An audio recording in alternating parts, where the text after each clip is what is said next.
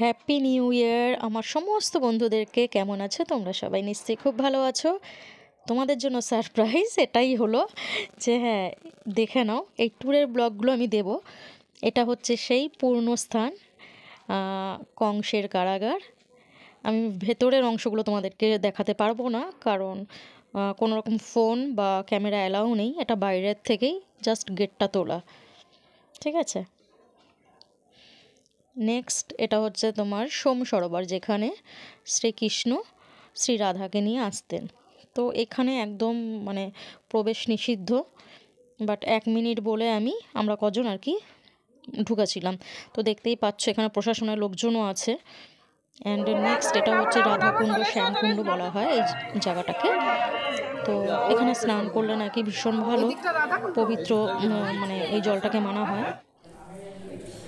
আর এটা হচ্ছে সেই জায়গা যেটা হচ্ছে নন্দবাবার বাড়ি। তো এখানেই শ্রীকৃষ্ণের ছোটোবেলাটা কেটেছে। তো এই যে পর্দাটা দেওয়া না, এর পেছনেই এই যে ছোট্ট আমাদের শ্রীকৃষ্ণ এখানেই আছেন। তো আমি ছবিটা একদম লুকিয়ে তুলেছি, তুলতে দিচ্ছিল না, জানি না কেন। এখানে ভিডিও বা কোনো রকম ফটো তোলার মানে টোটালটাই বারণ।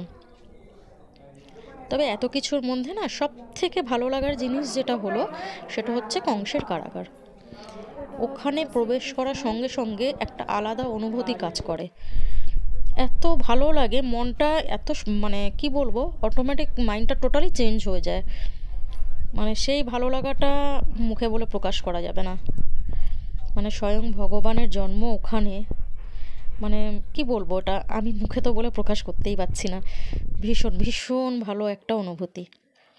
তো দেখো আমরা বিকেলবেলা বেরিয়ে গেছি, যাচ্ছি এখন আমরা নিধিবন। নিধিবন দেখে তারপরে আমরা যাব প্রেম মন্দির। তো প্রেম মন্দির কি হয়, 5টা থেকে ওই লাইট শোগুলো হয় আর কি, যেটা মেন। আর এইটা হচ্ছে যে নিধিবনের রাস্তাটা, এটা এই দিয়ে যাচ্ছি। আর নিধিবনটাও পুরো আমি ক্যাপচার করতে পারলাম না। হ্যাঁ, এখানে কোনো রকম বিধিনিষেধ নেই, শ্রীকৃষ্ণ নাম নাম এখানে হনুমান, রাধা কুণ্ডে শ্যাম কুণ্ডে গিরি গোবর্ধন হনুমান মধুর মধুর বংশী বাজে এই খুব তো সাংঘাতিক বৃন্দাবন। উৎপাত এখানে। দেখো না, আমি তো ওপরে বারবার দেখছি, পেছনে কাকিমারা রয়েছেন, বারবার আমাকে মানে বারবার বলছে মামনি তুমি একটু সতর্ক থাকো। প্রেম মন্দিরে অলরেডি এসে গেছি। এখানেও সমস্যা, গেটের কাছে সার্চিং চলছে, টাইপড নিয়ে ঢুকতে দেবে না। কি করা যাবে, টাইপড ছাড়া ভিডিও। কালারিং মানে মানে মিনিটে মিনিটে যে কালারগুলো চেঞ্জ হচ্ছে না, ভীষণ সুন্দর লাগছে দেখতে। আর এটা হচ্ছে সেই গোবর্ধন পর্বত যেটা উঠিয়েছিলেন, তো সেটারই একটা অংশ, মানে এরকমভাবে আর কি দেওয়া আছে।